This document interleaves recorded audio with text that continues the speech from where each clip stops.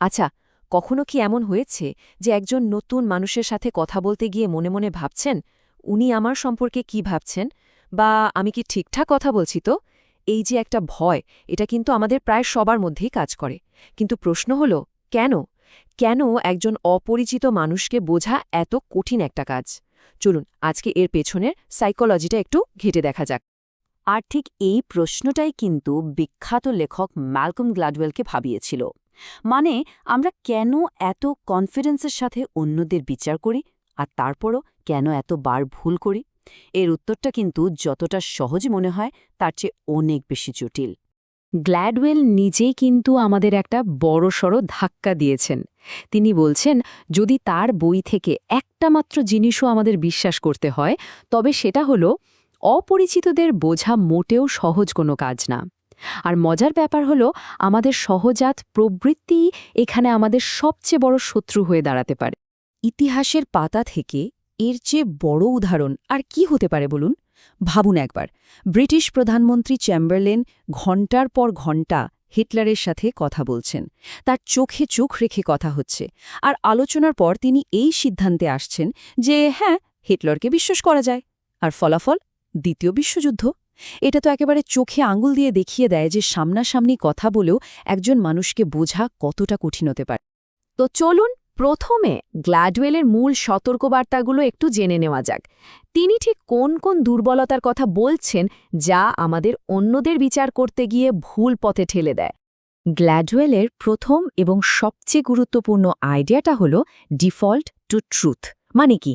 এর মানে হলো, আমরা স্বাভাবিকভাবেই ধরে নিই যে মানুষজন সত্যি কথা বলছে। দেখুন, এটা কিন্তু কোনো দুর্বলতা নয়, বরং এই বিশ্বাসটা ছাড়া আমাদের সমাজই চলতে পারত না। কিন্তু সমস্যা হলো, ঠিক এই কারণেই প্রতারকরা সুযোগটা পেয়ে যায়। আর এই ডিফল্ট টু ট্রুথের ফলটা কি হয়? ভাবুন, বার্নি ম্যাডাফের মতো বিশাল বিশাল প্রতারক বা কিউবার গুপ্তচররা বছরের পর বছর ধরে সবার চোখের সামনেই তাদের কাজ চালিয়ে গেছে। কেন? কারণ তাদের আশেপাশের মানুষজন বিশ্বাস করাটা তখনই থামিয়েছে যখন সন্দেহটা আর কোনোভাবেই চাপা দেওয়া যাচ্ছিল না। আর ততদিনে অনেক দেরি হয়ে গেছে। আচ্ছা, এরপর আসছে গ্ল্যাডওয়েলের দ্বিতীয় বড় তত্ত্ব, স্বচ্ছতার ভ্রম বা দ্য মিথ অফ ট্রান্সপারেন্সি। আমরা প্রায়ই ভাবি মানুষের মুখ দেখেই তার মনের কথা বোঝা যায়, তাই না? যেন একটা খোলা বই।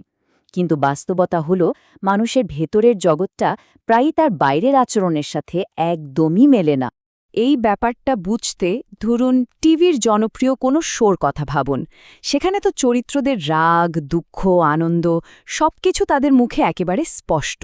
কিন্তু বাস্তব জীবনে এখানে মানুষ তার অনুভূতি লুকোতে ওস্তাদ। কে যে হাসি মুখে কথা বলছে আর কে ভেতরে ভেতরে টেনশনে আছে, তা বোঝা প্রায় অসম্ভব। তো গ্ল্যাডওয়েলের এইসব হতাশাজনক কথা শোনার পর মনে প্রশ্ন আসতেই পারে, তাই না, যে যদি বিশ্বাস করাটাই এত ঝুঁকিপূর্ণ হয়, তাহলে কি আমাদের সারাক্ষণ সবাইকেই সন্দেহ করে চলতে হবে? এটা কি কোনো সমাধান হলো? গ্ল্যাডওয়েলের কথা শুনে যদি মনে হয় যে অপরিচিতদের থেকে ১০০ হাত দূরে থাকাই ভালো, তাহলে এবার চলুন মুদ্রার অপর পিঠটা দেখি। কারণ কিছু গবেষণা বলছে আমরা হয়তো একটু অকারণেই ভয় পাচ্ছি। চলুন এবার সংযোগ বা কানেকশন তৈরির গুরুত্বটা একটু বোঝা যাক।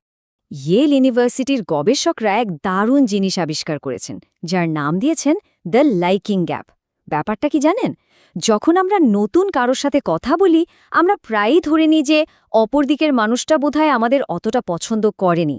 কিন্তু আসল সত্যিটা হলো, তারা আমাদের ধারণার চেয়ে অনেক বেশি পছন্দ করে। ইন্টারেস্টিং, তাই না? এই যে আমাদের ধারণা আর বাস্তবতার মধ্যেকার ফারাক, এটাই হলো লাইকিং গ্যাপ। আমরা আসলে নিজেদের দুশ্চিন্তা নিয়েই এতটাই ব্যস্ত থাকি, মানে আমি কি বোরিং কথা বলছি, বা আমাকে দেখতে অদ্ভুত লাগছে না তো, এইসব ভাবতে ভাবতে আমরা খেয়ালই করি না যে অন্য মানুষটা হয়তো আমাদের সঙ্গটা বেশ উপভোগ করছে। তাহলে প্রশ্ন হলো, এই ভয়টা কাটানো যায় কিভাবে? আচ্ছা, এখানে ৪টি একদম সহজ ধাপের কথা বলছি, যা যে কোনো পরিস্থিতিতেই কাজে লাগতে পারে। এগুলোকে কোনো কঠিন নিয়ম ভাবার দরকার নেই, বরং কথা শুরু করার কিছু সহজ উপায় বলতে পারেন। কথা তো শুরু হলো, কিন্তু সেটাকে সুন্দরভাবে এগিয়ে নিয়ে যাওয়ার জন্য এই ছোট ছোট বিষয়গুলো মাথায় রাখাটা খুব জরুরি। যেমন ধরুন, শুরুতেই খুব ব্যক্তিগত প্রশ্ন না করা। এতে অন্য মানুষটি অনেক বেশি স্বস্তি বোধ করবে আর আলোচনাটাও স্বাভাবিকভাবে এগোবে। তাহলে আমরা এখন কোথায় দাঁড়ালাম দেখুন, একদিকে আছে গ্ল্যাডওয়েলের সতর্কতা আর অন্যদিকে আছে কানেকশন তৈরির প্রয়োজনীয়তা। চলুন এই দুই ধারণার মধ্যে একটা ব্যালেন্স খোঁজার চেষ্টা করি আর একটা নতুন মানসিকতা তৈরি করি। পুরো আলোচনার সারমর্মটা হয়তো এই একটা বাক্যেই বলে দেওয়া যায়, আমাদের অপরিচিতদের সাথে কথা বলতে হবে, তবে সেটা সতর্কতা আর বিনয়ের সাথে। এর মানেটা কি? মানে হলো অন্ধবিশ্বাসও নয়, আবার অহেতুক সন্দেহও নয়, একটা মাঝামাঝি পথ বেছে নিতে হবে। আমাদের মানসিকতার পরিবর্তনটা কিন্তু ঠিক এখানেই দরকার। আমি মানুষ দেখেই চিনে ফেলি, এই যে একটা অহংকার, এটা ছেড়ে দিয়ে আমাদের মেনে নিতে হবে যে আমরা আসলে একজন মানুষকে কখনোই পুরোপুরি বুঝতে পারি না। আর এই বিনয়টাই কিন্তু আমাদের আরও ভালো পর্যবেক্ষক করে তুলবে। তো আজকের আলোচনা থেকে আমরা 4টে মূল জিনিস টেকঅ্যাওয়ে হিসেবে নিতে পারি। 1. সমাজের জন্য বিশ্বাস জরুরি, কিন্তু এর ঝুঁকিগুলো মাথায় রাখতে হবে। 2. স্বচ্ছতা একটা ভ্রম, মানে কারো মুখ দেখে তার মন পড়ার চেষ্টা করাটা বোকামি। 3. লাইকিং গ্যাপের কথা মনে রাখবেন, মানুষ আপনাকে আপনার ধারণার চেয়ে বেশি পছন্দ করে। আর সবশেষে 4 নম্বর হল বিনয়ী হন। তাই শেষ প্রশ্নটা আপনার কাছেই রাখছি। এরপর যখন কোনো অপরিচিত মানুষের সাথে আপনার দেখা হবে, তখন আপনার লক্ষ্য কী হবে?